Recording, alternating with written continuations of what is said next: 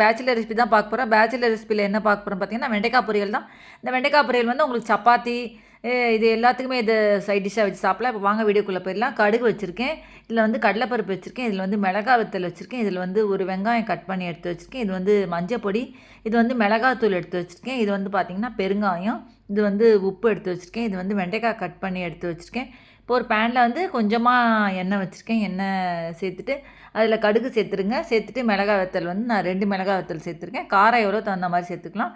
அடுப்பு நல்லா மீடியம் சைஸ்லேயே வச்சுக்கோங்க. கடலைப்பருப்பு வந்து 1 ஸ்பூன் கடலைப்பருப்பு சேர்த்துருக்கேன். சேர்த்துட்டு இதை அப்படியே நல்லா வதக்கி விட்டுருங்க. இந்த வெண்டைக்காய் பொரியல் வந்து உங்களுக்கு சப்பாத்திக்கும் நீங்கள் சைட் டிஷ்ஷாக வச்சு சாப்பிட்லாம். அதே சமயத்தில் சாப்பாட்லேயும் இதை போட்டு பிசைஞ்சு சாப்பிட்லாம். அப்படி இல்லைன்னா சாம்பார் சாதம் அதுக்கு தொட்டுக்கவும் வச்சு சாப்பிட்லாம். இப்போ இந்த வெங்காயம் வந்து பொடி பொடியாக கட் பண்ணி எடுத்து வச்சுக்க, அந்த வெங்காயம் இதில் சேர்த்துருங்க. சேர்த்துட்டு அதை அப்படியே நல்லா வதக்கி விட்டுருங்க. வேறு என்ன ரெசிபின்னு கமெண்ட் பாக்ஸில் எனக்கு சொல்லுங்கள். இந்த